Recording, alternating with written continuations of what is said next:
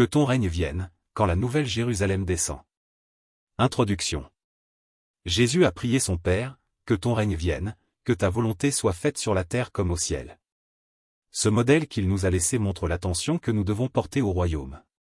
Il a bien dit que ce royaume doit venir sur la terre. Nous pouvons comparer cet événement à la descente de la nouvelle Jérusalem. Car la nouvelle Jérusalem, c'est la manifestation du royaume de Dieu parmi les hommes. Il est dit, voici le tabernacle de Dieu avec les hommes. Premièrement, la nouvelle Jérusalem descend. Après que la terre ait été purifiée de la méchanceté, tous ceux qui ont été enlevés dans la nouvelle Jérusalem lors de la venue de Jésus descendront avec elle sur la terre. Nous retrouvons d'ailleurs cette nouvelle Jérusalem à la fin des 1000 ans, descendant du ciel en fait. Jésus a prié pour que le plan de Dieu réussisse, il dit, afin qu'il soit un, comme nous sommes un. Ceux qui sont dans la nouvelle Jérusalem se préparent comme une épouse pour le mariage de l'agneau, car les noces de l'agneau sont venues, et son épouse s'est préparée. À ce moment-là, ils sont les seuls survivants fidèles. Deuxièmement, la première étape du plan de Dieu. C'est d'enlever ceux qui sont dignes de l'enlèvement, pour les cacher, un peu de temps, le temps que Dieu nettoie la terre par la colère des coupes. Par la suite, la nouvelle Jérusalem vient sur la terre. Et c'est à ce moment-là que les injustes ressusciteront pour le jugement.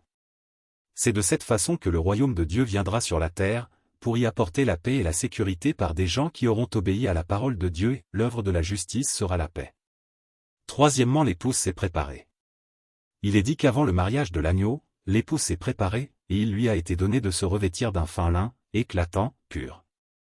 C'était un moment important qui nous montre que chaque individu doit se préparer à ce moment-là.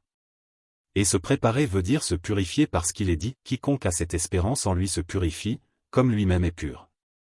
On comprend que cela demande des efforts, celui de travailler à votre salut avec crainte et tremblement, mais c'est une nécessité. Paul précise, sans la sanctification, personne ne verra le Seigneur. Conclusion.